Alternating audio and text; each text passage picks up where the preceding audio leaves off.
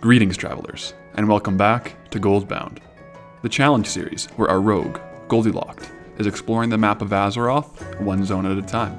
Each new zone can only be unlocked once he's earned a WoW token in his current zone, and currently, the price of a WoW token is hovering around 321,000 gold. And we only have 102,000 in the bags. And Goldylocked has worked his way through Elwyn, and now we're grinding through the Gnolls, rares, herbs, and fish of Redridge, all for an elusive second token to unlock the next zone. And Goldylocked's ultimate goal? To explore all of Azeroth and earn the title of Explorer. Now, this challenge isn't without its own restrictions, and Goldylocked cannot buy items on the auction house, or from other players. He can only sell on there, which means every copper, silver, and gold is coming from items collected within the zones. But that just makes the unlocks even sweeter. So welcome back to Goldbound.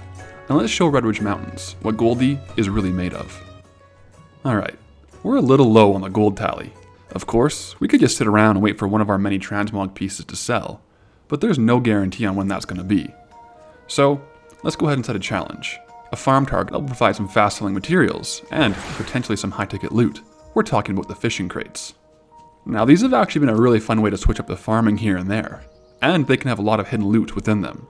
So how many should we farm? Well, we have about 70 bag slots available right now if we were to fill up our bags. But in a recent patch, the game bank was updated and each tab is massive. Take a look. It's 7 by 14, which accounts for a total of 98 bank slots. So let's target that, plus 2 for good measure, and set Goldylocked on a mission to farm 100 chests for opening. Now, the actual farm is pretty daunting, and to stay focused during such an epic grind session, we need to make sure we're supporting our energy levels, both on our rogue Goldylocked and in real life. So to fill in the nutri gaps that we might be missing while farming 100 loot crates, and to make sure we're focused and energized, we're taking AG1, a comprehensive nutrition supplement that provides nutrients to support body, brain, and gut health. And thanks to the sponsor AG1, not only is this new, but so are the flavors. We're talking AG1 Next Gen, which introduces citrus, tropical, and berry, in addition to the original flavor. Now I've had a tasting through all these flavors, and the tropical one in particular stood out, with flavors popping through like papaya and passion fruit. And AG1 helps replenish commonly underconsumed daily micronutrients. And to be frank, I don't feel like I need as much coffee between farm sessions and workout sessions. So give the new AG1 flavors a try out today. And if you use my link or scan the QR code, you'll also get a free welcome kit worth $76 when you subscribe. We're talking 5 AG1 travel packs, AG Vitamin D3 plus K2, a shaker, the canister, and the scoop. So thank you to AG1 for keeping us powered up and focused for the 100 crate farm. And with that, it only took 5 hours of farming to get 100 crates. So let's take a look at the loot. First off, while we fish here, we don't just get chests.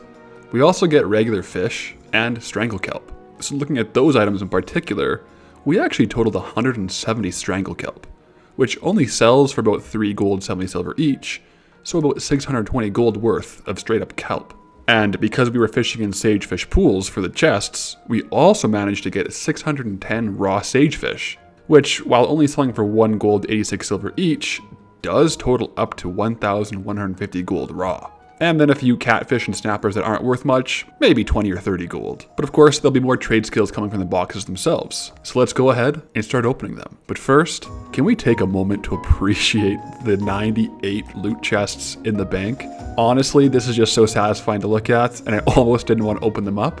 But ultimately, we gotta open them up. So let's get going.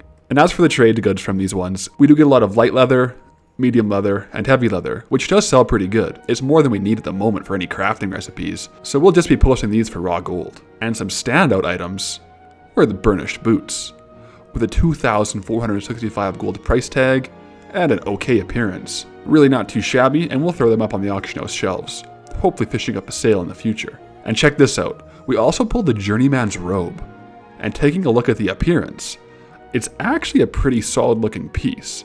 And it only has a market value of about 1,000 gold, so we'll definitely post it. But if Goldie ever needs a wardrobe change, we might just have to pull this one off the shelves for ourselves. But in these crates, what we're really looking for are recipes or patterns. A single recipe could potentially open up a whole new gold farm for Goldie. If we get our hands on rare recipes that have a decent profit margin, it could transform our ordinary farms into something much more profitable. But will we get one from 100 chests? Well, aside from a ton more trade goods, and assorted greens between 200 and 500 gold, we didn't get lucky on any recipes. Although, Funny enough, we did get a 10-slot bag, which was actually an upgrade for our remaining 8-slot collector's bag. Slow and steady, we're unlocking more inventory slots, and let me tell you, I'm here for it. More room for more chests. So with it all said and done, after all 100 chests were open, we did pull a total value of transmog, leather, and trade goods totaling 8,450 gold. So, doing some quick math, each chest was worth approximately 84 gold in item value. Alongside that, we also have the 1,800 or so raw gold from the fish that we caught in between the chests. And with a 5-hour timestamp on the farm, that averages out to about 2,050 gold per hour just fishing from pools. Not bad at all for a very chill way to farm. Alright, let's head back into Redridge for some more chances at loot. Up to this point, Goldylocked has largely explored the Redridge loot tables, but not completely. There are still a few more unique mobs and items to obtain, and we can definitely use a few more items to sell in the auction house. So our current targets are spread out between Stonewatch Castle and the Tower of Ilgalar. Now there are quite a few different mobs here, but all of them are Shadowhide Gnoll archetypes, and the first of which that we're looking at is the straight up Shadowhide Gnoll. While they may look like any other Gnoll, and some of the other Shadowhide variants nearby, they're carrying something interesting and unique, the Shadowhide Mace.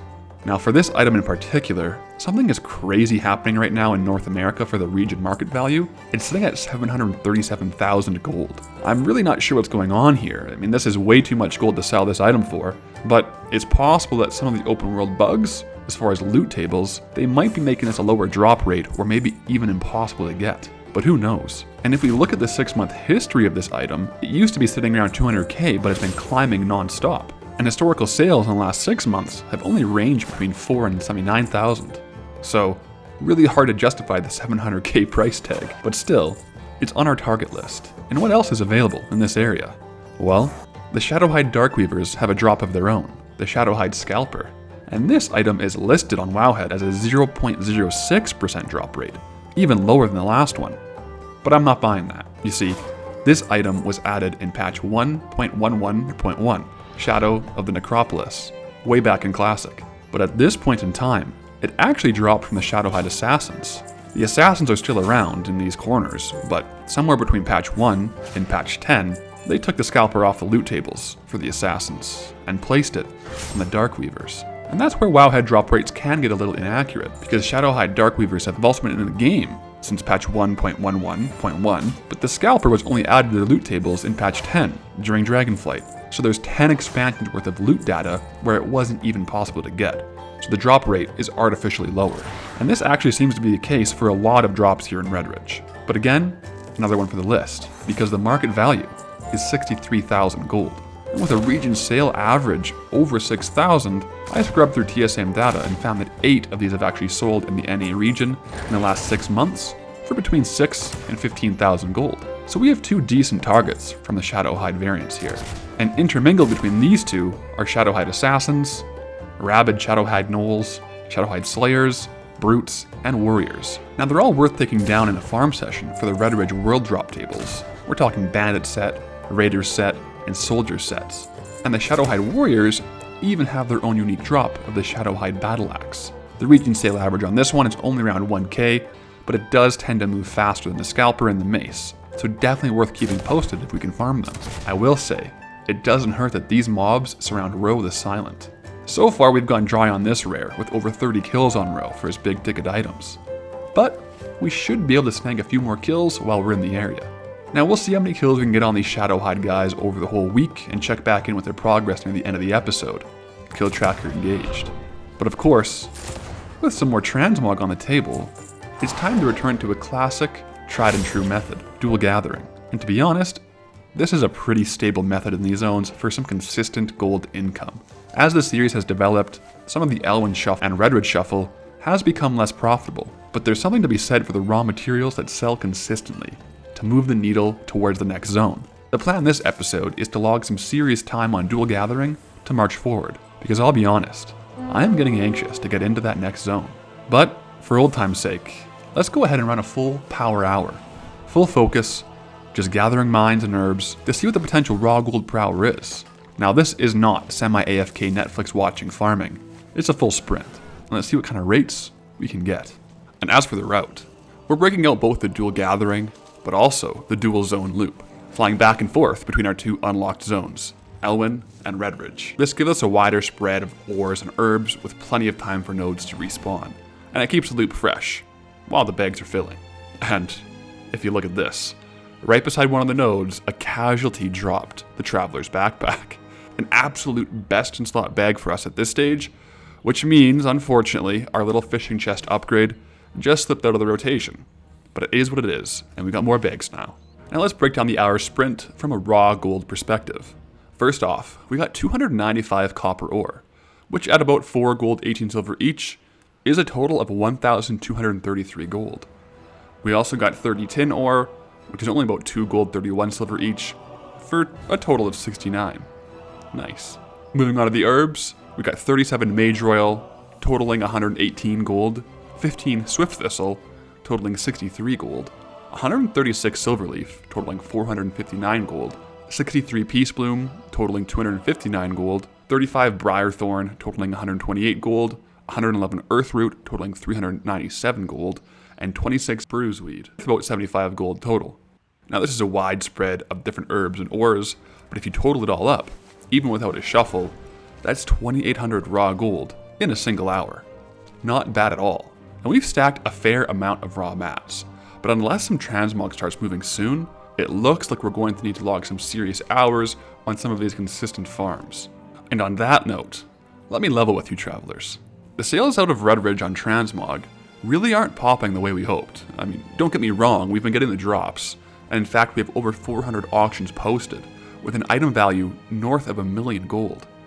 But we all know the truth. Transmog is the long game, and some of these just might not move for months or even years. But of course, we don't want to be stuck in Redridge for years, we want into the next zone.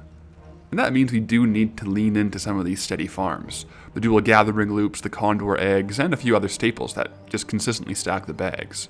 With only a handful of unique farms left to explore in Redridge, you can expect us to start revisiting some of our best hitters from back in Elwyn as well. And I'm afraid, you might already know which one I'm talking about. Now, on the transmog front, it feels like the wind has dropped out of the sails a little bit. But rest assured, the Goldbound grind is only speeding up from here. Because thanks to your support on these videos, the streams, and from our sponsors, we're making the leap to full-time content creation. And that means more streams, more content, faster unlocks, and more adventures for all of us travelers. So thank you. And if you want to catch the grind live, you can find me over at twitch.tv/Pathalerixgold. Right now we're going to do it Tuesdays, Wednesdays, and Fridays, starting at 10 a.m. Mountain Time. Now don't worry, the YouTube series will always be the true heart of Goldbound, but the streams are a chance to hang out, share the grind, and push this challenge forward together. And speaking of which, we've got some gold to make. So let's hit the gas and get back at it. And while we're talking Redridge, there are a few vendor tricks that are absolutely worth scooping up and posting on the auction house. Let me show you. Now first up, right here in Lakeshire itself, among the tradesmen, you'll find Doran's Songblade. And wouldn't you know it, the man sells the very gear he's wearing, the scale mail set. And on the auction house, these pieces float around 200 to 300 gold each. And even though Doran will hand them over for a few copper, I'll admit it, even I didn't know he was here for a while. So the odds are plenty of other players don't either, and might pick these up on the auction house. And next door is his shield crafting colleague, Kara Adams. Now she only has 2 items, both shields. First off, the ringed buckler, which fetches around 800 gold from a 74 copper sale. But the real ticket here is the large metal shield, with a market value that shows as high as 6.4k.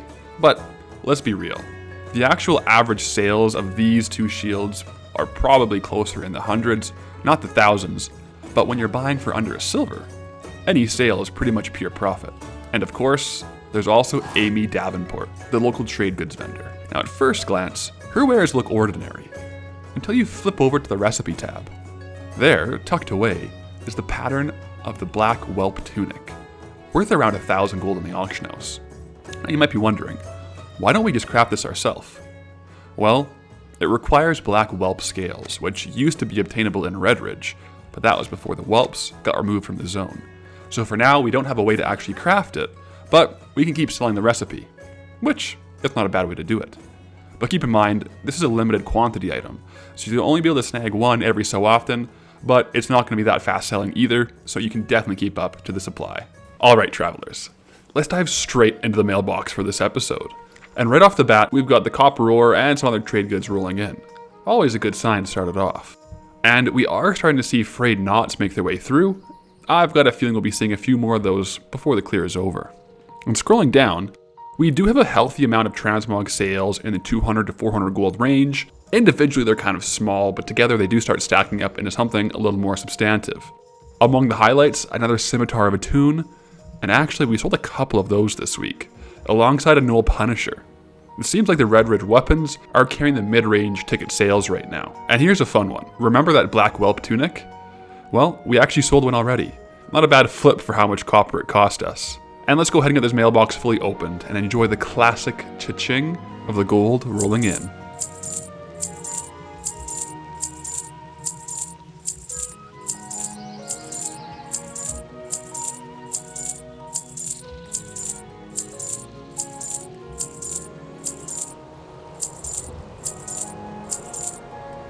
And the final tally for the week is 35,136 gold, which is respectable given the rates in the zone, but like I said, it's time we hit that gas pedal. And for those tracking the grind with me, our slash played is now at 9 days, 17 hours, with a grand total of 135,000 gold in the bags. Plenty of farming ahead, and plenty of trade goods to keep moving. Let's get back out there and keep it rolling. Go with honor, friend.